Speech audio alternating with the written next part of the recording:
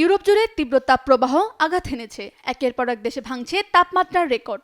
প্রাণহানির সংখ্যা উদ্বেগজনক হারে বাড়ছে। জার্মানির সারব্রুকেনে শুক্রবার পারদ উঠেছে 41.3 ডিগ্রি সেলসিয়াসে। জুন মাসে দেশটিতে এত বেশি তাপমাত্রা আগে কখনো রেকর্ড হয়নি। বেলজিয়াম ও নেদারল্যান্ডসেও প্রায় 40 ডিগ্রিতে পৌঁছেছে তাপমাত্রা। স্পেনের স্বাস্থ্য মন্ত্রণালয় জানিয়েছে, গত রোববার থেকে বৃহস্পতিবারের মধ্যে তাপজনিত কারণে 327 জনের প্রাণহানি হয়েছে। ফ্রান্সেও পরিস্থিতি উদ্বেগজনক। তাপপ্রবাহ শুরুর পর থেকে পানিতে ডুবে মৃত্যু হয়েছে অন্তত 55 জনের। স্বাস্থ্য কর্মকর্তারা সতর্ক করেছেন, মৃত্যুর সংখ্যা আরও বাড়তে পারে। বিজ্ঞানীরা জানাচ্ছেন, ফ্রান্স, জার্মানি, ইতালি, স্পেন ও দক্ষিণ ইংল্যান্ডের তাপমাত্রা স্বাভাবিকের চেয়ে 5 থেকে 12 ডিগ্রি সেলসিয়াস বেশি। তাদের মতে এটি ইউরোপের ইতিহাসে সবচেয়ে ভয়াবহ তাপপ্রবাহগুলোর একটি।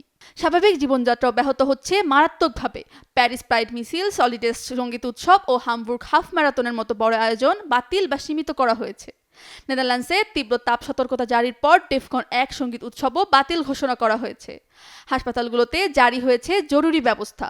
এদিকে সুইজারল্যান্ডের নদীর পানি অতিরিক্ত উষ্ণ হয়ে যাওয়ায় বেজনাও পারমাণবিক বিদ্যুৎ কেন্দ্রে 2টি চুল্লি বন্ধ রাখা হয়েছে। হিমবাহ গলার গতি বাড়ায় পরিবেশবিদরাও সতর্কতা জারি করেছেন।